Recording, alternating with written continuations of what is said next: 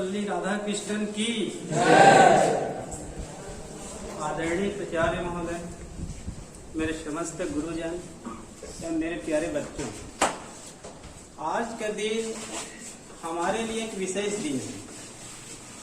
जैसे कि हमारे प्राचार्य महोदय ने बताया कि 5 सितंबर रविवार को, तो जब मैं सुबह आया तो उस गेट से देखा कि यहाँ पर कुछ डेकोरेशन दिखा, तो मेरे को लगा कि हमारे स्टूडेंट्स शायद संडे को ही मना लिए।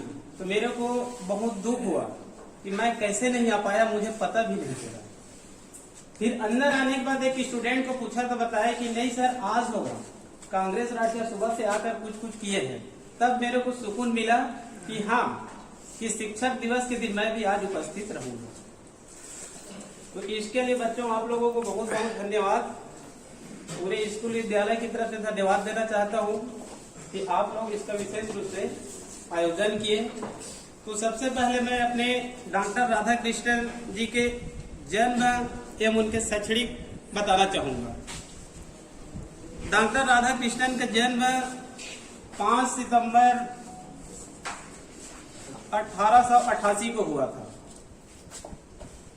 और इनका जन्म चेन्नई के करीब तिरुतंडी नामक ग्राम में इनका जन्म हुआ था। इनके पिताजी का नाम वीरास्वामी और माताजी का नाम सीतम्मा। इनके नाम के आगे में एक सर्वपल्ली शब्द लगा हुआ है। ये सर्वपल्ली शब्द उनके पूर्वज के एक गांव को बताता है। जो दक्षिण भारत के लोग होते हैं, अधिकांश उनके जो नाम होते हैं बहुत लंबे चौड़े होते हैं। उनका कारण यह है कि उनके नाम के आगे कई बार उनके पिताजी का भी नाम होता है, माताजी का नाम भी होता है, गांव का भी नाम हो सकता है, वंश का भी नाम हो सकता है। तो डॉक्टर सर्वपल्ली राधाकृष्णन, इनका प्रारंभिक शिक्षा क्रिश्चियन कॉलेज से हुआ था। ये दर्शन शास्त्र में विशेष रूप से एमए किए थे और एमए करने के बाद ये दर्शन शास्त्र के ही प्रारंभिक में असिस्टेंट प्रोफेसर बने थे। आगे चलकर ये आंध्रा यूनिवर्सिटी के वाइस चांसलर बने। उसके बाद ऑक्सफोर्ड यूनिवर्सिटी ब्रिटेन के ये प्रोफेसर बने। फिर आगे चलकर काशी हिंदू विश्वविद्यालय जो कि बनारस में स्थित है, भारत के बड़े यूनिवर्सिटी है, यहाँ ये चांसलर बने। यहाँ से और आगे निकले और हमारे देश के प्रसिद्ध यूनिवर्सिटी दिल्ली यूनिवर्सिटी में भी ये चांसलर बने। उसके बाद 1952 में इनके ऊपर अपने जो भारत के प्रथम प्रधानमंत्री पंडित जवाहरलाल नेहरू, उनका नजर पड़ा और उसके बाद ये गैर राजनीतिक पार्टी के होते हुए भी गांधी नेहरू जी ने इनको भारत के प्रथम उपराष्ट्रपति बनाए। उसके बाद 1954 में जब भारत में प्रथम बार 3 व्यक्तियों को भारत रत्न से अलंकृत किया गया 1954 में, तो डॉक्टर राधाकृष्णन संभवतः पहले व्यक्ति है जिसको भारत का पहला भारत रत्न मिला था। आगे चलकर ये 2 लगातार उपराष्ट्रपति का कार्य भी किए और उसके बाद भारत के द्वितीय राष्ट्रपति भी बने। तो इस प्रकार से इनका जीवन का एक छोटी सी जगह से प्रारंभ होकर भारत के सबसे ऊंची पर राष्ट्रपति तक पहुंचे। एक बार इनके शिष्यों ने कहा कि हम आपका जन्म दिवस मनाना चाहते हैं। तो डॉक्टर सर्वपल्ली राधाकृष्णन जी ने कहा कि ये जो बर्थडे का कार्यक्रम है हमारे देश में ज्यादा नहीं चलता है, ये पश्चिमी सभ्यता है। अमेरिका है, कनाडा है, जो पश्चिमी देश है वहां पर बर्थडे ज्यादा मनाया जाता है। तो उनके शिष्य बोले कि नहीं, हम आपका जन्मदिन मनाएंगे ही मनाएंगे। तो इन्होंने कहा कि मेरा जन्मदिन यदि आप लोगों को मनाना ही है तो आप लोग एक शिक्षक दिवस के रूप में, मेरा जो जन्मदिन है उसको शिक्षक दिवस के रूप में मनाएंगे, क्योंकि उनका जीवन एक शिक्षक से ही प्रारंभ हुआ था। शिक्षक चाहे आप प्राइमरी स्कूल में टीचर हो चाहे कॉलेज में हो, कुल मिलाकर उसको शिक्षक ही कहा जाता है। तो इस प्रकार से 1962 से इनके जो जन्म दिवस है उनको जन्म दिवस न मनाकर इनके जन्म दिवस को शिक्षक दिवस के रूप में मनाया जाता है, जो कि शिक्षकों के लिए एक बहुत महत्वपूर्ण है। एक कभी टीचर नहीं सोच सकता था कि हम जिस पद में हैं उसके लिए शिक्षक दिवस बनाया जाएगा। इनका मानना था कि एक शिक्षक को अधिक से अधिक शिक्षकी कार्य पर अपना ध्यान देना चाहिए। अपना 24 घंटे में जो 16 घंटे 18 घंटे अधिक से अधिक समय को शिक्षकी कार्य में ध्यान देना चाहिए, अर्थात अन्य कार्यों में ध्यान नहीं देना चाहिए। इनका यह भी मानना है शिक्षक वो नहीं है, शिक्षक वो नहीं है जो स्टूडेंट्स के मस्तिष्क में कोई भी तथ्य है उसको उसके दिमाग में जबरदस्ती ठुसे जाए। हम लोग क्या करते हैं, वर्तमान शिक्षक क्या करते हैं, पढ़ाते समय इसको रट लेंगे, ये आईएमपी है, इसको तो याद ही कर लेंगे, ये सूत्र को रट लेंगे, किस चित्र को आप देख ही लेंगे, ये अनिवार्य है आईएमपी है। मतलब कई बार यह होता है परसेंटेज के चक्कर में हम आप लोगों के दिमाग में उसको ठूसते रहते हैं। तो राधा कृष्णन के अनुसार शिक्षक वो नहीं है जो जबरदस्ती के किसी तथ्यों को उसके दिमाग में क्या करे उसको ठूसे।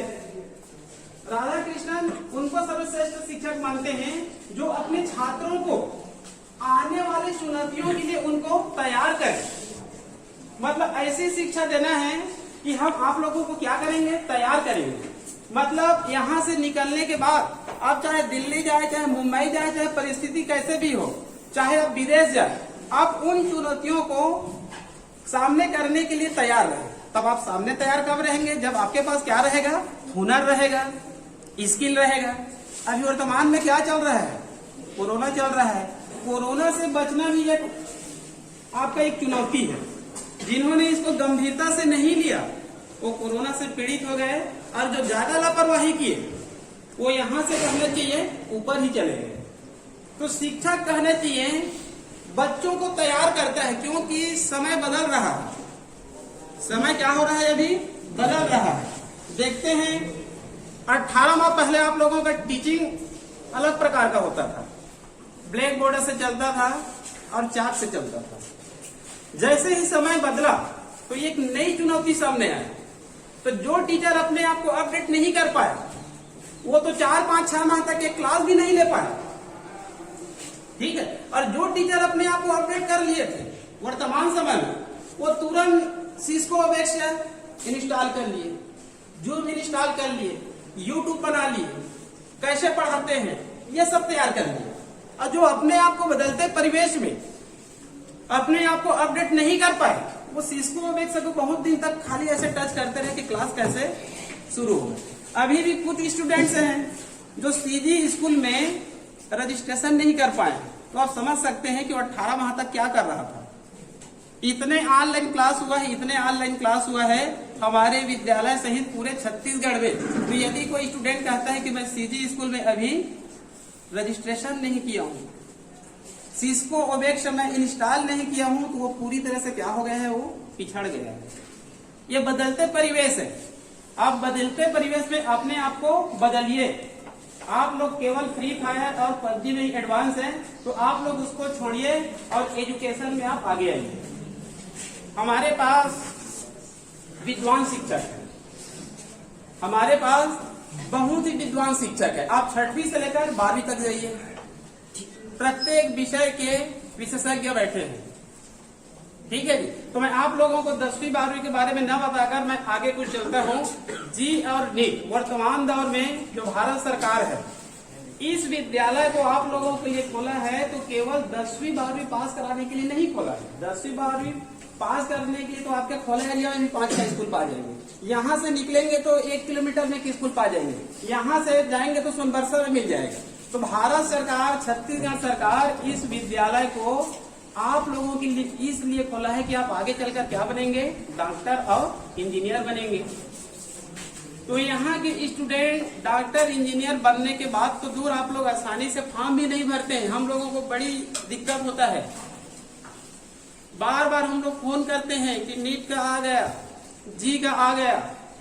अभी जो नीट के बच्चे फॉर्म भरे हैं 12 तारीख को उनका एग्जाम है। मैं 8 दिन से उनको बोल रहा हूँ ग्रुप में कि आप देखते रहिए।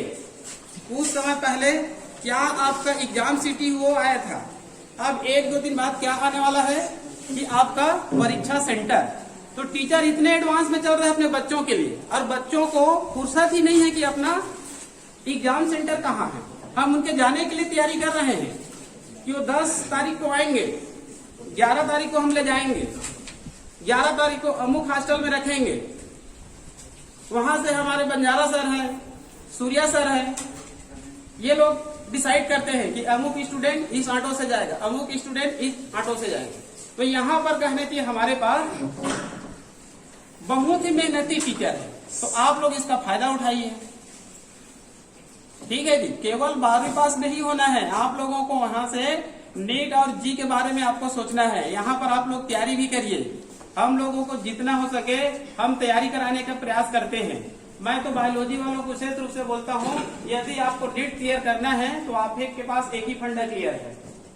ठीक है, आप यदि उस तरकीब को अपना लिए तो आप लोगों का नीट में आसानी से हो जाएगा। आप लोग कहने चाहिए जनजाति वर्ग से आते हैं। मैं लगभग 8 साल से इसमें अपना मन ही मन रिसर्च करता रहता हूँ। तो मैं ये देखता हूँ कि जो जनजाति छात्र है उनको 340 अंक चाहिए।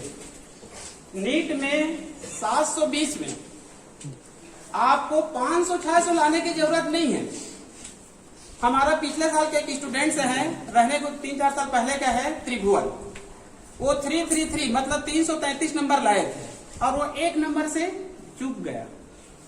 कट ऑफ मार्क आया 334, वो केवल 1 नंबर से चूक गया। तो आपको कितना नंबर लाना है? 350 अंक लाना है 720 में। क्लियर? तो आप बायोलॉजी में यदि आप 250 नंबर ले आए, 250 से 270 के बीच आसानी से आ सकता है।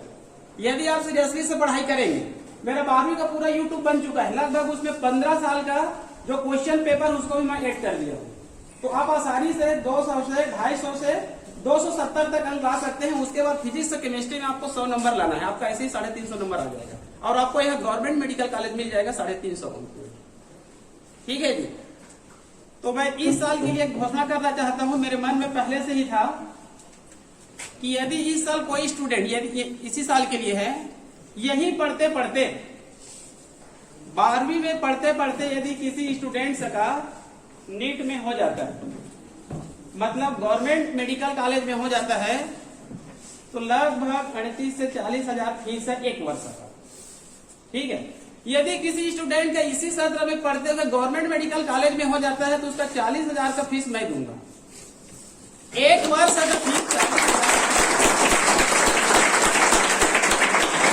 ये केवल इसी सत्र के लिए, ऐसा नहीं है कि यहाँ से निकलने के बाद आप कोटा चले गए और कोटा में तैयारी करेंगे। नहीं, आप इसी वर्ष, जैसे आप लोग युवराज राठिया है, मान लो कहने चाहिए जो बायो के स्टूडेंट्स हैं, इनके लिए तो आप लोग तैयारी करिए। गवर्नमेंट मेडिकल कॉलेज में लगभग 38 से 40 हजार फीस है, तो मैं एक मुश्त आपको 40 हजार दे दूंगा। ठीक है जी। तो आप लोग इस विद्यालय का फायदा उठाइए। ठीक है, यदि आप लोगों के पास समय होगा तो मेरे पास एक लिस्ट था, मैं कल अपना यूट्यूब बनाऊंगा, ऐसे सोचकर एक लिस्ट बनाया था मैं। आप लोग इन बच्चों को थोड़ा सा याद करिए जो हमारे बहुत ही प्रतिभावान छात्र हैं। मैं कल अपने घर में इन बच्चों को याद करते हुए एक लिस्ट बनाकर ले गया था, जिसको मैं यूट्यूब में अपलोड करने वाला। ठीक है, लेकिन समय नहीं मिल पाया, जिसके कारण मैं अपना यूट्यूब नहीं बना पाया। तो आप इन बच्चों को याद करिए, आप लोगों के बड़े भाई हैं, आप लोगों के सीनियर हैं, इनसे आप लोग कुछ सीखेंगे। ठीक है जी। यहाँ का पहला बोर्ड निकला है 2009-10 में, 2009-10 में। तो 9-10 में टॉपर है रुस्तम राठिया, इनके लिए आप लोग ताली बजाएंगे। रुस्तम राठिया 91% लाए थे। उस समय हम लोग नहीं आए थे, उस समय हमारे जो टीजीटी शिक्षक है, ठीक है, तो टीजीटी शिक्षक खूब मेहनत किए थे। ठीक है, सेकंड स्तर पर आए थे इनके, मैं जिसका नाम लूंगा आप लोग ताली बजाते जाएंगे। सेकंड स्थिति था उमेश राठिया 90%। तीसरा स्थान था टेक राम 89%। आगे है 2010-11 देवेंद्र 88%, चंद्रशेखर 84%, घनश्याम 83%, 2011-12 अविनाश उरांव 86%, राहुल उरांव 85%, भूपेंद्र सिंह 84%, 2012-13। बिसाहू राम राठिया 90%, ये 10वीं का है ये, ठीक है। ये स्टूडेंट यहाँ से टीसी निकाल कर ले गए और संभवतः आगे चलकर ये NIT से इंजीनियरिंग किए। उसके बाद आगे हरिश्चंद्र सिद्धार्थ 90%, नीतीश कुमार पैकरा 89%। अगला सत्र है 2013-14, यशवंत राठिया 85%, भूपेश सिद्धार्थ 84%, वीरेंद्र राठिया 84%। आगे है 2014-15, ज्ञान भूषण 83%, कंचन कुमार 82%, रोहन कुमार 82%। आगे है 2015-16, रविशंकर, इनका आया था 10वीं में 94%, 93%, नरेश 91%, त्रिभुवन 90%, 2016-17 मुक्तेश खड़िया 88%, अरविंद 87%, मेघनाथ 86%। आगे है 2017-18, परीक्षित राठिया 92%, मनोज राठिया 91%, महेंद्र सिद्धार्थ 89%, विकास नायक अगले सत्र आ गया 18-19, 10वीं है इनका 93%, कृष्ण कुमार है 88%, योगेश है 85%। 2019-20 त्रिलोचन 90.8%, मनुराम 90.6%, हिलेंद्र पैकरा 87%। 2020-21 ये इसी सत्र का है, ये कोरोना काल का है, दुर्गेश राठिया 97%। आगे चलते हैं 12वीं में प्रथम वर्ष था 2011-12, ये टॉपर थे रोहित कुमार जो कहने चाहिए वन रक्षक है। सेकंड था लव कुमार और तीसरा था उमेश। उसके बाद आगे चलते हैं 2012-13 में हमारे पास एक ऐसा स्टूडेंट्स आया जो बर्रा से आए थे, डायरेक्ट 11वीं में एडमिशन लिए थे। उनका रिकॉर्ड आज तक नहीं टूटा है 12वीं में, ठीक है। कोरोना काल को छोड़ देते हैं तो करम सिंह राठिया के लिए आप लोग जोरदार ताली पाइए। 90% लाए थे। सेकंड स्थिति था देवेंद्र सिंह, तीसरा स्थिति था इंद्रजीत। एक और स्टूडेंट का नाम ले रहा हूं, उनका भी आप लोग तालियों से स्वागत करेंगे, राहुल पैकरा की स्थिति था चौथा, लेकिन ये आगे चलकर ये गणित में MSc किए हैं और B.Ed भी कर चुके हैं और गणित से सेट भी क्लियर कर चुके हैं। उनका संयोगवश इस साल असिस्टेंट प्रोफेसर में नहीं हो पाया क्योंकि थोड़े से अंक से वो छत्तीसगढ़ सामान्य अध्ययन में क्या हो गए, चूक गए। नहीं में राहुल पैकरा हमारे विद्यालय का ऐसे छात्र बन जाता जो सीधे यहाँ से कहाँ चले जाते, कॉलेज में असिस्टेंट प्रोफेसर बन जाते। इनके लिए आप लोग एक बार जोरदार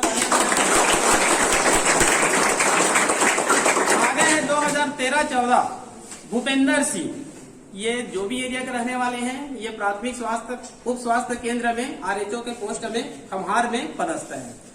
आगे है अविनाश उरांव, राहुल उरांव। फिर आगे चलते हैं 2014-15, इस वर्ष टॉपर थे महिपाल सिंह राठिया। कुछ दिन पहले हमारे विद्यालय में आए थे, ठीक है जी। इन्होंने साइंस कॉलेज से केमिस्ट्री में MSc किए हैं और वर्तमान में जगदलपुर में B.Ed कर रहे हैं। इनके लिए भी तालियां लगाइए। आगे है धन सिंह मीन, ये अपने सेकंड टॉपर थे, वर्तमान में वन रक्षक है। और सेकंड ही स्टाफ में था देव प्रसाद और धन सिंह मीन, दोनों का एक ही नंबर आया थे। आगे चलते हैं 2015-16 दीपक लाल राठिया, इनका आया था 80% और ये वर्तमान समय में ये कहने चाहिए पशु चिकित्सक के रूप में अपना सेवा दे रहे हैं। ये दीपक लाल राठिया अपना यहाँ वाले हैं, गोरपार के आसपास केवाली के रहने वाले हैं, ठीक है जी। उसके बाद विक्रम सिंह ध्रुव, ये बिलासपुर से BE किए हैं, ये भी अच्छे स्टूडेंट थे। उसके बाद है यशवंत कुमार राठिया। उसके बाद है 2016-17 में टॉपर थे कंचन कुमार सिद्धार्थ और सेकंड स्थिति थे सचिन कुमार राठिया, ये युवराज राठिया के बड़े भाई हैं। उसके बाद है उत्तरा कुमार, उसके बाद चलते हैं 2017 एवं 18। इस वर्ष टॉपर थे रविशंकर राठिया। इन्होंने 89.2% लाए थे और ये वर्तमान में मेरे ख्याल से जिंदल यूनिवर्सिटी में ये शायद बीई कर रहे हैं। अब सर क्या कर रहे हैं अभी ये? रविशंकर राठिया टॉपर थे। ये 89.2% से पास हुए हैं और ये जिंदल यूनिवर्सिटी में एक यूनिवर्सिटी है वहां पर ये बीई कर रहे हैं। पहले एक साल के लिए गैप लिए थे। सेकंड स्थिति था नरेश कुमार सिदार। ये वर्तमान में पोस्ट ऑफिस में सर्विस करते हैं। तीसरा स्थिति है दीपक सिदार। इसी वर्ष देवर्जुन भी थे और त्रिभुवन भी थे। अब चलते हैं 2018-19। 2018-19 में इसके लिए आप लोग एक जोरदार तालियां लगाएंगे। प्रदीप सिदार एक ऐसे स्टूडेंट थे जो कोई भी टीचर नहीं बता सकता था ये इस वर्ष क्या करेंगे, टॉप करेंगे। ये बीच में बैठते थे और ये बायोलॉजी में 98 नंबर भी लाए थे। ठीक है, मतलब किसी टीचर को भी पता नहीं था ये क्या कर सकते हैं, टॉप कर सकते हैं। तो हमारे जो स्टूडेंट्स हैं जो पीछे में हैं वो भी आप लोग चिंता मत करिए, आप लोग भी क्या कर सकते हैं, टॉप कर सकते हैं। सेकंड स्थिति था आशीष राठिया। आशीष राठिया ये अंकित राठिया के बड़े भाई थे। ये 85.4% लाए थे। उसके बाद था खिलेश सिदार। उसके बाद चलते हैं 2019-20। 2019-20 के टॉपर थे अरुण राठिया 82.2%, मनोज राठिया सेकंड स्थिति और गजाराम तीसरा स्थिति। अब है 2020-21, ये कोरोना काल है। इस वर्ष भी पता नहीं था कि कौन से स्टूडेंट टॉप करेगा, क्योंकि इस साल का परीक्षा ही कुछ अलग था। ठीक है, आप सभी लोगों को पता होगा इस वर्ष परीक्षा अलग पद्धति से हुआ है। तो इस वर्ष का टॉपर है विश्वजीत, जिन्होंने 98.4 मतलब ये इनका केवल 8 नंबर कम आए हैं, केवल 8 नंबर कम आए हैं 500 में। 492 अंक लाए हैं। ठीक है, अब आप लोग बोलेंगे इस साल तो देख कर लिखे हैं तो मैं भी ला सकता हूं। ऐसा नहीं है। ठीक है, हम लोग बहुत विद्यालय के रिजल्ट देखे हैं तो वहां का टॉपर 95%, 96% थे और फेसबुक में भी डालते थे। उनके पिताजी फेसबुक में डालते थे कि मेरा पुत्र 96 लाया है। ठीक है, तो मैं मन में बोलता था कि हमारे विद्यालय के टीचर स्टूडेंट्स मतलब 97, 98 लाए हैं। अधिकांश स्टूडेंट लगभग 20 स्टूडेंट्स हैं जो 95 से ऊपर है। ये भी कहना चाहिए, ये बताता है कि आप लोग कुछ न कुछ ऑनलाइन क्लास ज्वाइन किए थे। जो ऑनलाइन क्लास ज्वाइन नहीं किए थे उनको उत्तर नहीं मिलता था, उनको उत्तर नहीं मिलता था। 5 दिन में ढूंढते थे पुस्तक को कि केमिस्ट्री का उत्तर कहाँ पर है, फिजिक्स का उत्तर कहाँ पर है। ठीक है जी, ये ऐसे स्टूडेंट्स आप लोगों के पास मैं सूची पेश किया हूँ जिसको आप लोग नहीं जानते क्योंकि आप उस दौरान नहीं आए थे। तो यदि कहना चाहिए आप लोग भी इस विद्यालय का टॉपर बनना चाहते हैं, प्रथम सेकंड तृतीय में अपना स्थान लाना चाहते हैं तो आप लोग खूब मेहनत करिए। गणित वाले आप लोग जी के लिए तैयारी करिए। हमारे पास विद्वान टीचर है, हम लोग भराते हैं मिलजुल कर। यदि हम लोग नहीं भरा सकते तो हमारे सूर्या सर है, हम लोग सूर्या सर को बोलते हैं। सूर्या सर खूब मेहनत करते हैं आप लोगों के ऑनलाइन के लिए। हवाई सर भी खूब मेहनत कर रहे हैं। ठीक है, तो आप लोग इन टीचरों का फायदा उठाइए। ठीक है जी, तो आप लोग बढ़िया से पढ़ाई लिखाई करिए। ठीक है, आप लोगों के लिए मैं इतना ही कहना चाहता हूँ, आप लोग खूब आगे बढ़िए। ठीक है जी, तो आज के लिए मैं केवल इतना ही कहकर अपना वाणी